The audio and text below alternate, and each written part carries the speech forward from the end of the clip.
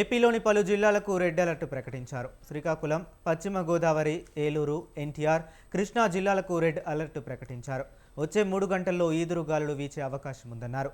ప్రజలు అప్రమత్తంగా ఉండాలని ఏపీ విపత్తుల నిర్వహణ సంస్థ సూచించింది. అనవసరంగా బయటకు వెళ్లొద్దని హెచ్చరించింది. ఇక చెట్ల కింద అస్సలు నిలబడొద్దని అధికారులు హెచ్చరించారు.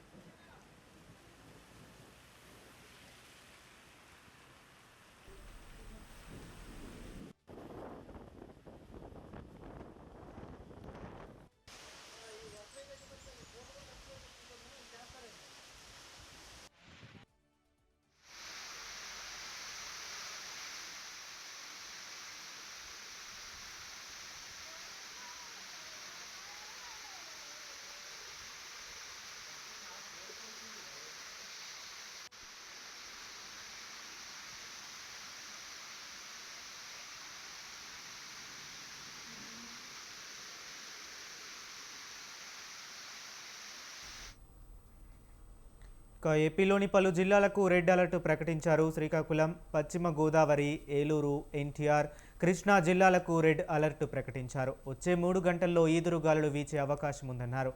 ప్రజలు అప్రమత్తంగా ఉండాలని ఏపీ విపత్తుల నిర్వహణ సంస్థ సూచించింది. అనవసరంగా బయటకు వెళ్లొద్దని హెచ్చరించారు. చెట్ల కింద అస్సలు నిలబడొద్దని అధికారులు హెచ్చరించారు.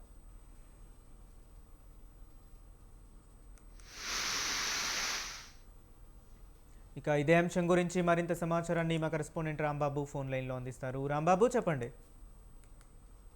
Good evening. ఏదైతే ఈ గత 2 రోజులుగా కురుస్తున్నటువంటి వర్షాల కారణంగా అయితే మాత్రం శ్రీకాకుళం జిల్లాలో వాతావరణానికి అనుకూలంగా హలో రాంబాబు, చెప్పండి.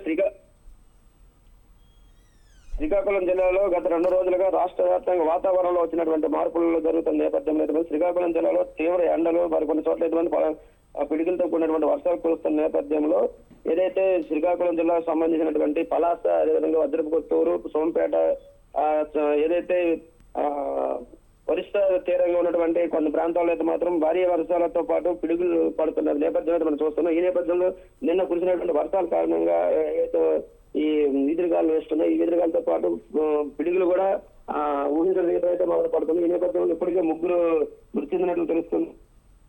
ఈ రోజు కూడా వర్షం శ్రీకాకుళం అయితే మాత్రం భారీ స్థాయిలో కురుస్తుంది. ఈదురుగాలు కూడా వ్యాప్తంగా వేస్తున్న నేపథ్యంలో ఎవరు కూడా ప్రజలు అప్రమత్తంగా ఉండాలి. బయట ప్రాంతాలకు వెళ్ళేటప్పుడు చాలా జాగ్రత్తగా ఉండాలని మాత్రం అధికారులు సూచిస్తున్నారు. ఏదైతే ఈ ఉద్యానవన పంటలు ఉన్నాయో, జీడి మామిడి తోటలకు సంబంధించి సీజన్ కాబట్టి ఈ సీజన్ కాలంలో ఆ ఏరియాకి వెళ్ళేటప్పుడు కూడా వర్షాలు ఏదైతే వాతావరణంలో ఉన్నటువంటి మార్పులను అంచనా వేస్తే అయితే మాత్రం బయటకు వెళ్ళని చెప్తున్నారు. ఏదైతే సమయానుకూలంగా ఉన్నటువంటి ప్రదేశంలో కూడా అదేవిధంగా ఏదైతే ఈ అకాల వర్షాలు కురుస్తున్నాయి, అకాల వర్షాలతో పాటు పిడుగులు కూడా పడుతున్నాయి. దీనికి సంబంధించి ఏదైతే అధికారులు ఇస్తున్నటువంటి సూచనల మేరకు అప్రమత్తం అవ్వాలనేది మనం చేస్తున్నారు.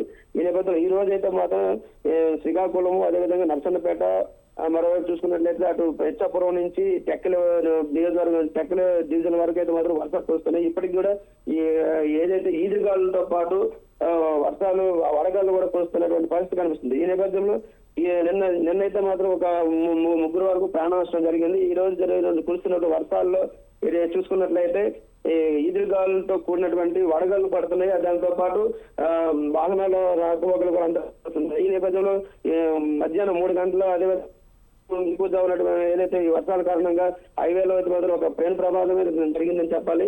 ఈ వర్షాల దాటికి వస్తున్నటువంటి ఒక ఇన్నోవా కారు కూడా ఏదైతే ఈ బ్రేక్ ఫెయిల్ అయ్యి వర్షానికి అయితే మాత్రం ప్రమాదానికి గురైంది. ఇందులో 3 స్పాట్ లో అయితే మాత్రం చాలా ఇంజురీస్ అయ్యాయి. 2 పరిస్థితి విషమంగా ఉందని చెప్పాలి. ఏదైనప్పుడు కూడా ఈ అకాల వర్షాల వలన వ్యాధులు అనేక ఇబ్బందులకు గురవుతున్న పరిస్థితి అయితే మనకు కనిపిస్తుంది. ఈ రోజుతో పాటు రేపు కూడా ఇటువంటి పరిస్థితి ఉందా అనే ఏదైతే ఈ ఏదైతే దానికి సంబంధించిన వాతావరణంలో వచ్చినటువంటి మార్పుల్లో భాగంగా ఈ దక్షిణ కోస్తా, పశ్చిమ మధ్య బంగాళాఖాతం మీద వచ్చిన ఉపరితల ఆవర్తనం కొనసాగడం వల్ల ఈ ప్రభావం సంభవిస్తుందని చెప్తుంది. ఆదివారం, సోమవారం, మంగళవారం అదేవిధంగా ఈ వర్షాలు కురుస్తాయనేటువంటి అధికారులు అయితే ఇప్పటికే వాతావరణ శాఖ నుంచి హెచ్చరికలు జారీ చేస్తున్న నేపథ్యంలో మనకు కనిపిస్తున్నారు. Okay, right. Thank you Rambabu.